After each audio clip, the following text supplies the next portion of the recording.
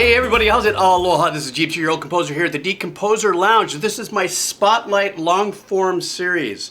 Somebody said I should name this the Slow Burn series. I was thinking maybe not a bad idea. Slipknot. Okay, for me, the very first Slipknot experience I ever had, never heard of the band until I started this channel, was a song called Forget. And frankly, I gotta tell you, when I first saw like a clip of the video, I was like, oh cool, he's wearing Vans, he's gotta be cool. And then I heard the song and here we are. I think I've done 5 other Slipknot songs. And speaking of 5, yes, I'm doing 5 tracks because these tracks that the executive producers from Patreon have helped me select and stuff, some of them are kind of, short in time. So I'm giving you that bonus number 5. If you want to see what that is, go ahead and look at the chapters, of which there are there, and go to there and you'll see which one I decided to drop in for number 5. All right, guys, thank you so much. You guys know how to support me. The links are down below. Patreon members, you guys have been like my executive producers. Thank you very much for doing this, ladies and gentlemen, from the Slow Burn session here on Spotlight, whatever it is I'm saying. We're starting off with Slipknot, No Life. All right.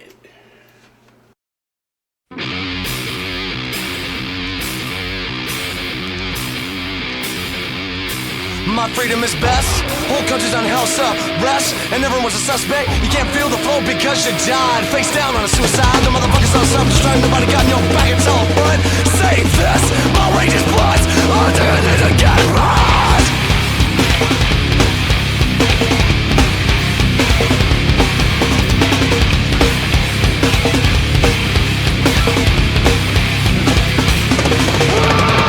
Where's your key when you need him? You ain't shit to the battle on the best bet. The maniac psycho. Could I scream this if I don't can't believe it? Minutes when it just scare me so. Just enough to fuck me up again and again. Hard life is out of cell. Better back the fuck on up. Cause this is no kind of life. This is no kind of life. It's no kind of life. This is no kind of life.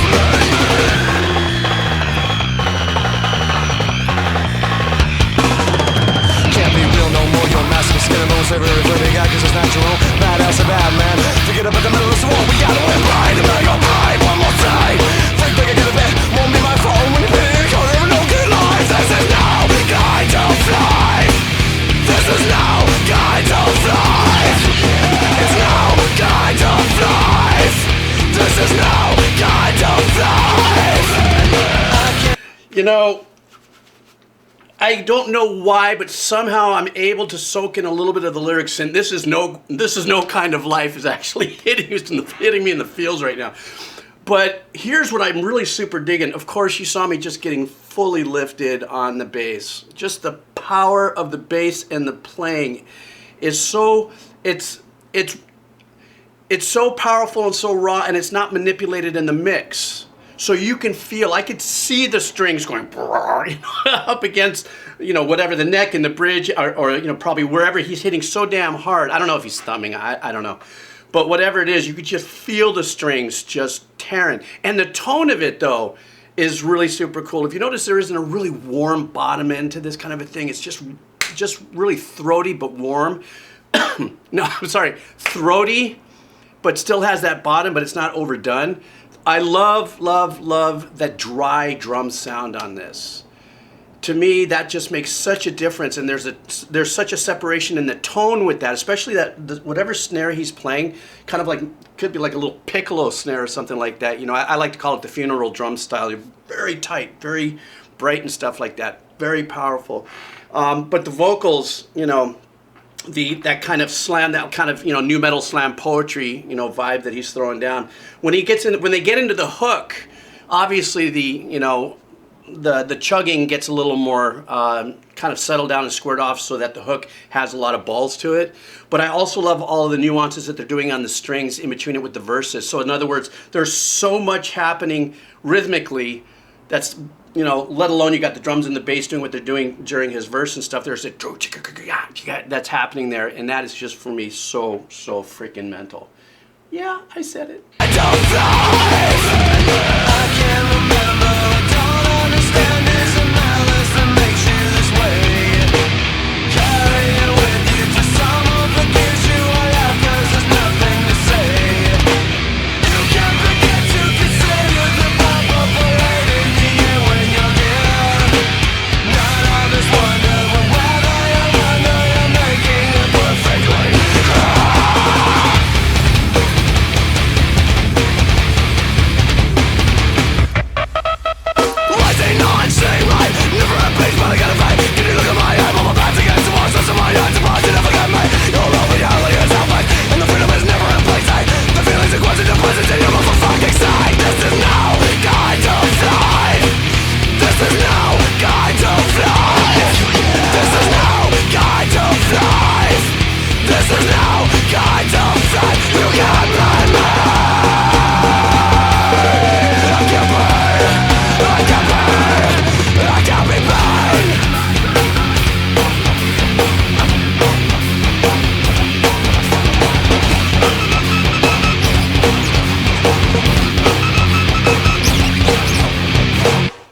Now, is it? I totally spaced on something.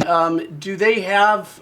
Gotta remember. Do they have a DJ? Right? Is that where I'm hearing some of that? Because I don't ever remember seeing any kind of like a like keyboardist or something in the lineup, no, or anything like that. But I could be wrong because I know that there's just a massive amount of people in this band, and they all have every duties from hitting beer kegs to. I believe there is a DJ there, right? So.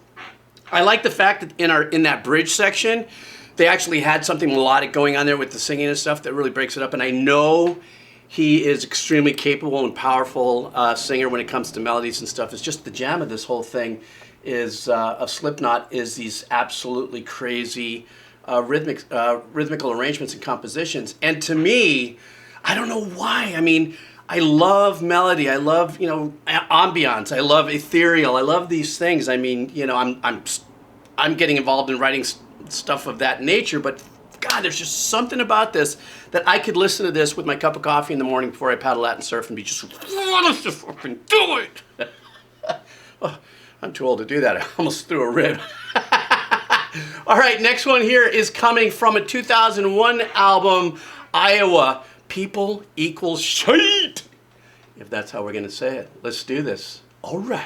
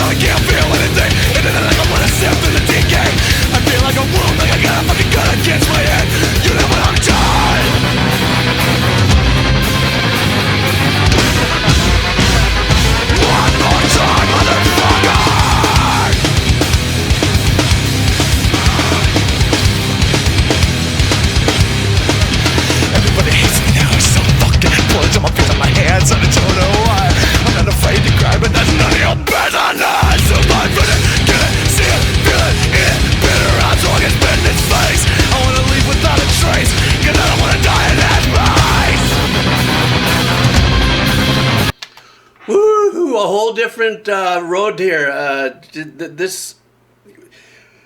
That opening, I don't know, maybe 15, 20 seconds, which was just an explosion and expose of the drummer just absolutely crushing it with his fills and the opening and everything that was happening there.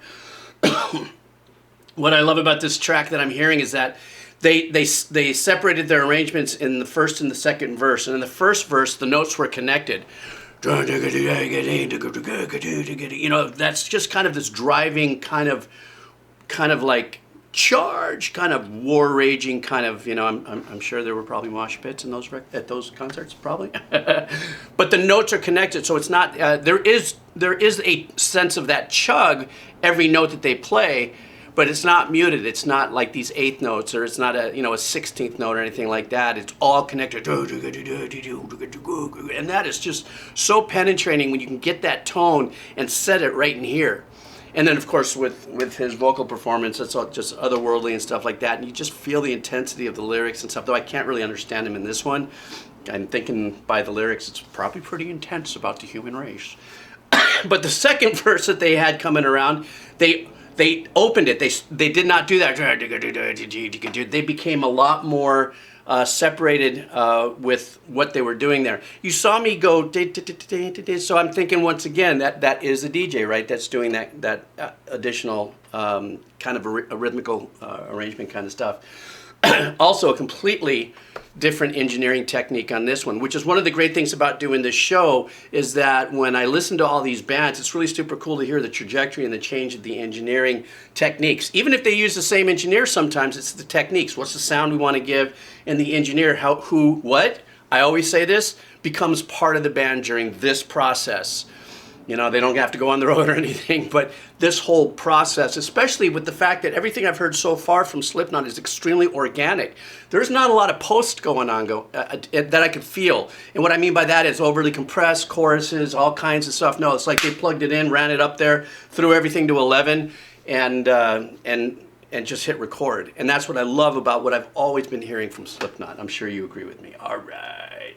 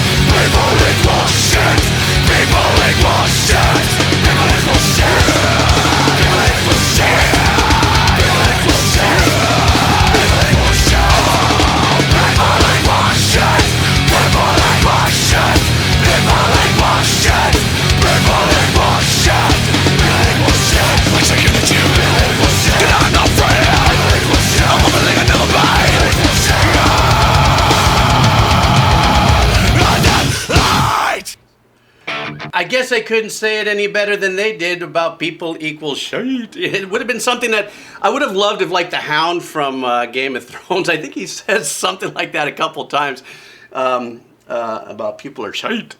But I want to go back really quick to the engineering technique, especially the drums. The drum playing is incredible. You saw me lose my mind with that when I was a kid, and I played drums for a few years.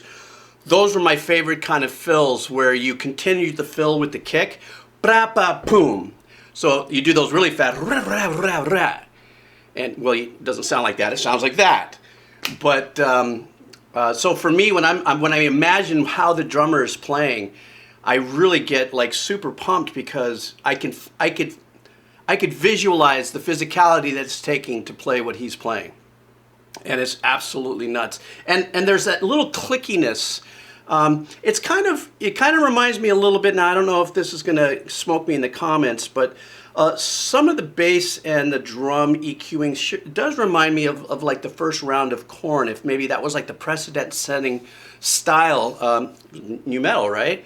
But just because it's EQ'd any particular way doesn't mean that it was bitten from or influenced of. And even if it was influenced, I think Korn, especially the first couple of albums, was one of the most badass bands that I had ever heard during that transition from the glam to, or the grungy thing that happened and that whole world. I really, when I first heard Korn, it was the very first time I went, Qua? What the fuck is this stuff? But so yeah, people equal shit. Thank you so much. I didn't say it, they did. Let me know what your thoughts are. When was the first time you heard this song? Let me know. All right, let's get on. The next one that I'm doing right now, let me see. This is from 2008. This song is called All Hope Is Gone. Hang on, I gotta save a file here. A lot of things I got to do to try to make this show happen and not do edits, but I'm gonna probably have to do an edit soon because my coffee is almost gone. Jeez. All right, here we go. All Hope Is Gone. This is the third song here on the show. All right.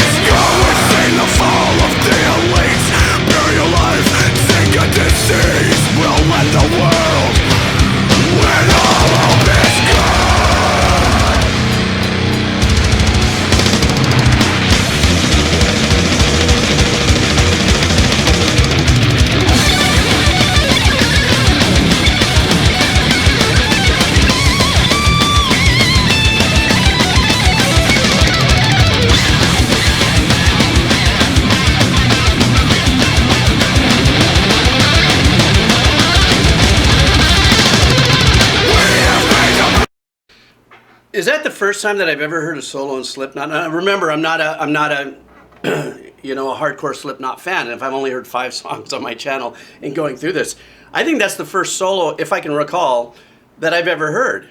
You know, lead guitar work. But what I loved about it, it was just really gritty and raw. Here's something else too I want to mention. Remember, we've been talking about the trajectory of engineering and stuff today. Doesn't this sound a little more punchier, a little more cleaner in the engineering? There was a little bit of reverb on the snare that I heard, a little bit of ambience when it was opening up, but not too much, because he is just absolutely crushing it with his technique and his speed on that. You know, doing it, you know, there's no space for anything else happening except for the kick and the snare happening there. Put too much ambience on that, and you know, it'll wash out a little bit, unless that's a desired effect. Also, if you notice, the guitars are a lot tighter and EQ differently. Obviously, once again, that's what I love about this show. We're going through different years or different albums, we can hear this kind of shift and change. And this also sounds like it's probably one of the very, or at least on what I've done thus far on this, this is more structured to have a hook that stands out a little more, because of the chord changes and how they open it up and let it kind of glide a little bit, so you can get involved in that hook and stuff. But then right after that, they hit me with the solos and stuff like that. So that was really super new for me, and super. It's technical, but it's not that epic, you know, quantized perfection. And that's what I like about, what I love about guitar solos, that they don't sound too perfect. You know what I'm saying? I mean, their timing is great and everything, but musicians, you know what I'm talking about when I say that. Anyhow, so let's go on. But listen to the drums, listen to the EQing, and then also listen to the separation of the guitars and how they seem like they're a little more compressed on this mix. And for those of you who are just listeners and are just enjoy the music because you love it, compression is exactly what the word means. A lot of times, if there's no compression, let's just say the audio file is this wide, then when you start to compress it, it kind of pinches the sound a little tighter and stuff, and it actually affects, you know, how you hear that guitar, and sometimes it adds noise and stuff and other things, but that's what I'm talking about when I say compression. Anyhow, ramble on as I do. Stand by. We have made the present obsolete. What do you want? What do you need? We'll find a way. When all hope is gone, we've seen the fall of the elite. Bury alive, take a disease. We'll end the world. When all hope is gone.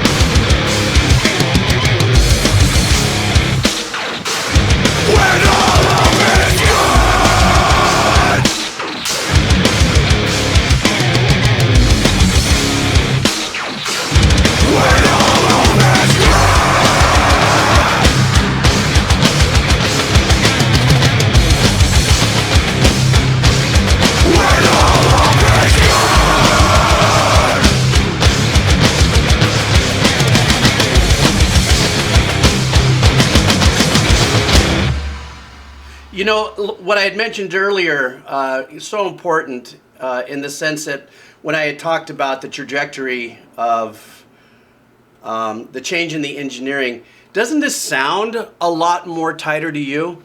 So in other words, one thing that I miss here, okay, this is not being critical or anything, but it's just how I feel about the bass and where it should be. And it makes, who am I, right? I'm just saying where it should be. Pfft, a little arrogance there, a sprinkle of like, but I didn't hear, I would have loved to have heard the bass just shoved a little bit. And I think I'm only saying that because the first two tracks, man, that bass was in your face. Just like that, just in your face. This one, it was very laid back. But what I really dialed into as I was listening to this, and like I said earlier, there's some obvious sections that are a lot more discernible where there is the hooks, where the masses of voice overdubs that are going on, and they're laying back a little bit on their pattern, though it's very kind of dark and dissonant, the chord patterns that they were playing through their hook. The consistency of everything was a completely different engineering here. In other words, it's like the toms, the way the toms were set up with the overheads, or each one of them in mic'd, very nice and clean in levels, very very flush and everything, and very powerful. So it was very technically engineered extremely well. Same thing with the guitars, as I mentioned earlier. Just kind of missed the bass a little bit.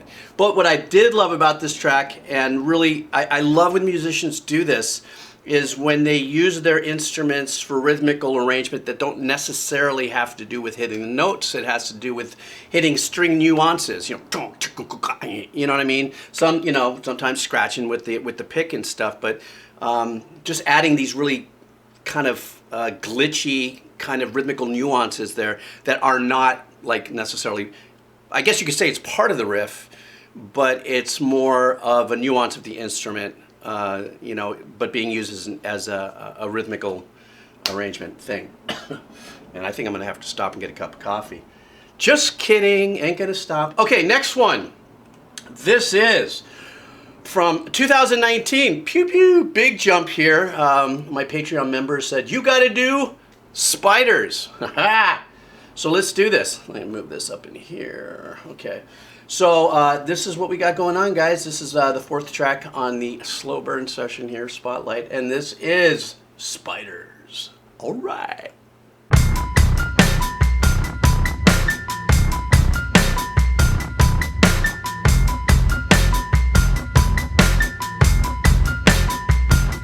Well, you can go it alone, or keep it in between the pages of the books you burn, so no one gets to read. The fingers pull your stitches tight, but knowing someone's secret is not enough. Everyone's a little bit a lot of the time. The spiders coming side by side, two by two and night by night. Who is food and who is blown away? The spiders coming side by side, two by two and night by night. Who is food and who is blown away?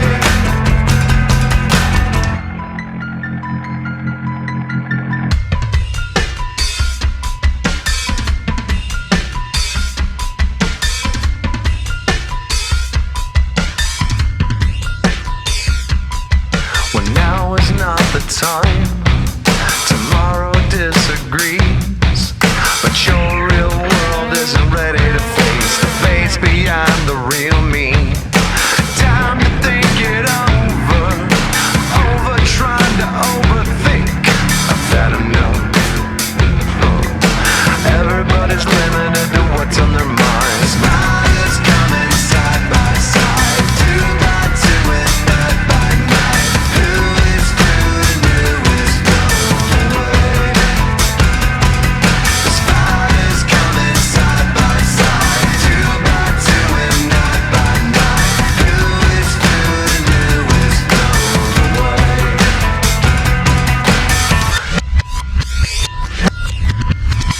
Completely caught me off guard. This once again, this is what's kick-ass about this journey that I do on this show. It's like a whole completely different reaction. I'm already kind of like all hot and sweated up from the first three songs and everything I was hearing, and this is such a unique shift. Now maybe this is perhaps since I don't know this album, I don't know where this song sits in an album, so it could be that kind of middle, kind of like reset kind of a song between Ton of Power, so depending on the kind of journey they're taking you on in that album and stuff like that. But I mean, even to start with the piano, remember I said in the first song, do they have a keyboardist or not? But because it does say it's 2019, the evolution of production and maybe doing something really cool obviously could not have been or may not have been part of the band's, opening, 10, 12, 15 years, and they're doing this. Super, super nice, shifty little meter work going on over there. And also, a lot of times, sometimes we feel what might be a meter change in tempo, and it kind of pulls us off, but sometimes it's really just where the accents are in the rhythmical arrangements that are played that make us feel like if they're shifting time and stuff. You tell me if they're shifting time. You musicians, tell me what that is. I think I know what it is, but I don't know good flow. You guys saved me on that one. The voices. This is another thing. His voice, and because I don't look up and do research, I'm assuming it's the same singer. Either way, that's what I had said earlier when I knew that he had the capabilities to hold melody, or there was melodies in earlier Slipknot songs, but hearing this, with the way his voice sounds and stuff like that, you see, I heard a little bit of that really super slick, chill, a little bit of vibrato in there and stuff, and that caught me off guard. That's why this whole thing is like, I'm a little slightly out of sorts here because I'm just so charged up by the other tracks that I heard and stuff. But also, once again, huge, even a bigger jump between the last song and this one on production and engineering. I mean, wouldn't you agree? Doesn't that sound like it's now a lot more pulled, a lot more wider? And not because they're doing anything more than by today's technology. There's things that you can do to actually, I'm not saying they're using any kind of stereo imaging, or they could be, I don't know. But doesn't it sound more pulled, more tighter? Now, one of the reasons why it does also is because it's not this crushing, bone-crushing standard Slipknot, stuff that's going on where we're really attacked in the ears and in the cerebellum. With the tones coming at you in such a powerful manner. This is because it's laid back and light, comparatively so. The guitars are kind of pseudo clean and stuff. It gives that opportunity for the width of the sound that we're hearing to express itself more. Yeah, I mean, in my opinion. What do I know, right?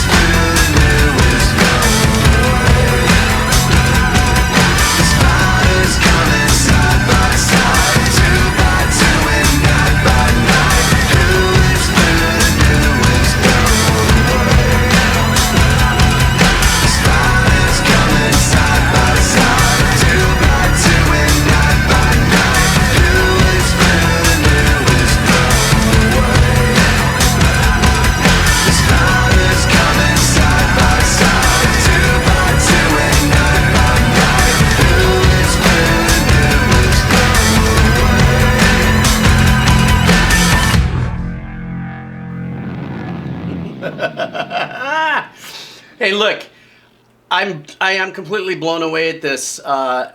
song because obviously I didn't expect it. I would have shipped that like mad, thinking that they would have those kind of rich harmonies that I was hearing. Here's what I loved about this song as an experience, which is spiders. And there was a couple sounds you probably saw me go because I'm not afraid of spiders or anything like that. But that creepy sizzly sound kind of got underneath my ear and my neck right here. I was like, oh shit.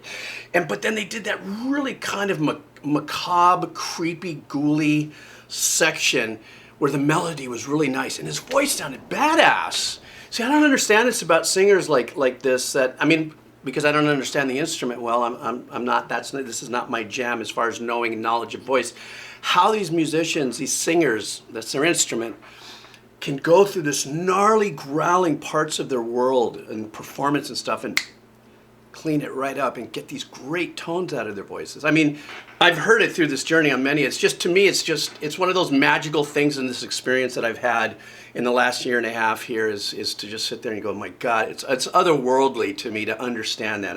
I'm sure that the really nice voice lady probably has done things on that. I forgot her name. The charismatic voice or something. She's a really super cool person. Anyhow, so this was really super cool. It was really caught me off guard. But I got to tell you, maybe there was a reason why I had to do number 5, because I want to see if this last track, this is the bonus track because, first of all, I know that Slipknot fans are ferociously loyal and stuff like that. And I got to admit, I am a Slipknot fan. And my neighbors will soon be calling me at 7 in the morning going, dude, turn that off. Before I paddle out, I got to listen to maybe some Slipknot. The last song, I'm sure you figured it out. This one was just released. It's a single, and it's called the Chapeltown Rag. So I'm really stoked. Thank you guys so much for everything. Thank you so much for your support. Patreon members, this one was a late drop, and I just went, oh, it's just a single. Let me see what it's all about. Thanks for hanging out. Let's do this. The last song on the long form slow burn of Slipknot. The Chapeltown Rag. Ready? All right. Read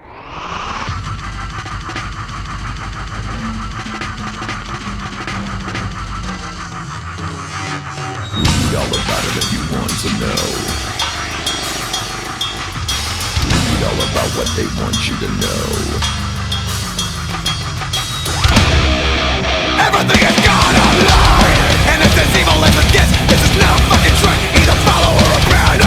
Get infected by a vertical event. Check the meter, check your watch. Are they ever gonna stop? Running out of daylight, night time's better, but we know how to handle the truth, motherfucker. Scandalous, know-it-all, feedback chamber. Nobody wants the proof, they want a number.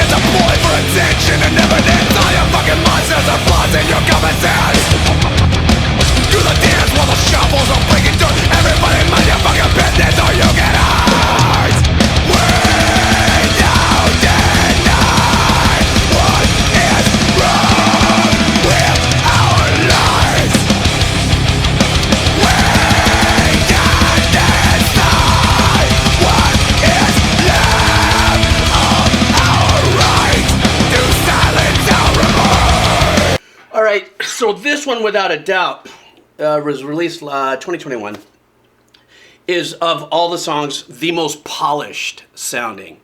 Okay, and I like it. I know that a lot of people we sometimes when we're I really can't include myself in this, but when we're brand loyalists, when we're band loyalists and stuff like that, we're really affected by the very first time we've heard a band. Usually we fall in love with a particular sound, you know, of that first, you know, album or a couple of albums they have. And then as they grow, the trajectory changes, as we just even did on this channel in just within, you know, this amount of time.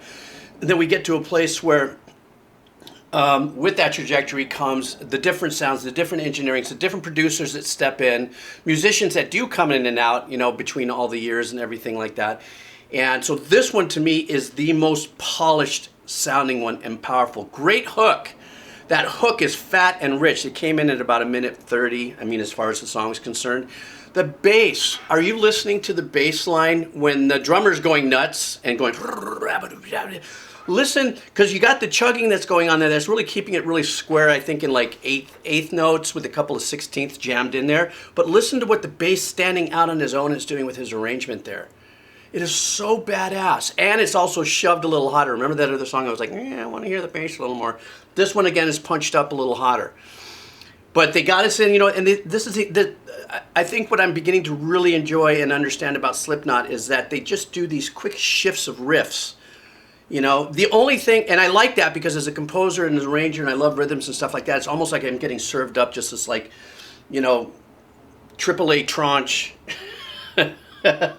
you know, choice of rhythms for me to enjoy. But sometimes I do like to settle into something and just let it drive so it can really sink in and hit.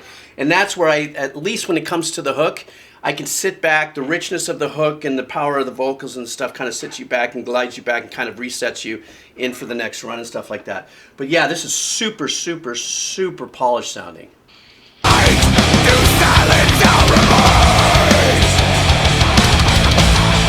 the back and I'm sticking alive. Hollow as a brain to burn the you die. Oh, Mr. Namaste. You never miss with your integrity. You're gonna need a new disguise. Vessels burst, veins release, just slide into the nearest light.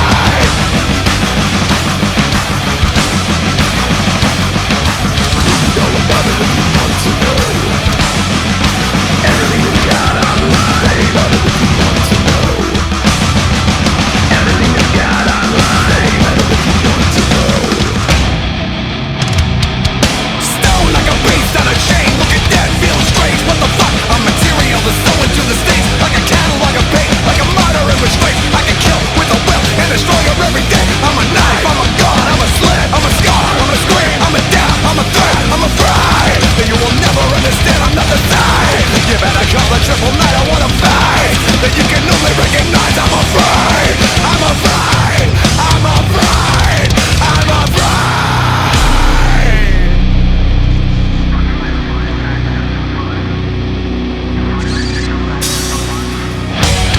When everything is gone online, nothing is. When everything is gone online, nothing. Yeah.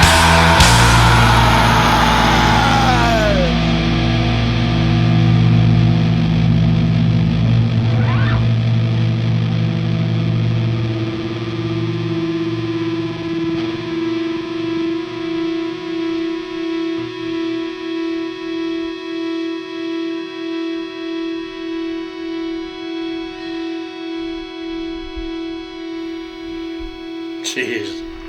That is some hell of feedback going on there. Or if it's a harmonic kind of, you know, because of compressors and stuff like that, maybe on their foot pedals and stuff, getting that sound out of them, out of the guitars and just letting it kind of let us off. It's kind of like letting us off the hook easily. I think the last like 20 seconds of them just powering it out kind of felt like a little harken back vibe to the, it was so funny because I just said, you know, it sounds polished, it's powerful, it sounds, you know, really today's style of engineering and producing, you know, keeping in check with the sound, at least from what I hear on, you know, the more recent years journey of bands that I listen to, and, you know, listen to the engineering and the, you know, the shifts and everything that's going on there. But that little section kind of brought me back to like, oh wow, this kind of is reminding me of like kind of a little bit of the first song I heard, just not without that obviously different engineering and stuff and punchiness to it. Anyhow, this last track, I'm glad we ended on this because that other one was really a great song, but I wanted to end it on something very ballsy and very powerful. And you saw me a couple times doing this. I think was it the bridge? It was just a separate section. I want to say it was right before that section that I said sounded a little like a callback. And I loved how they came, their phrasing on that riff, how they came out and they lifted up by inserting these two notes in that riff that kind of went whoa, whoa, whoa, whoa, whoa, and it kind of brought you back down. And so that was really badass. Anyhow, I'm a little lost of words. This was somewhat, you know, five Slipknots in a row for me. I got to take a second shower. Second shower is happening right now. Thank you guys so much for hanging out. I hope you enjoyed it. Tell me what you think about the trajectory.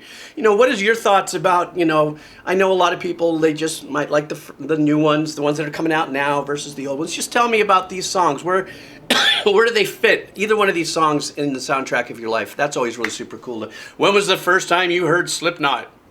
All right, guys, thank you so much for hanging out. You guys have a killer weekend. And once again, like usual, thanks for the support. You guys take care. Aloha.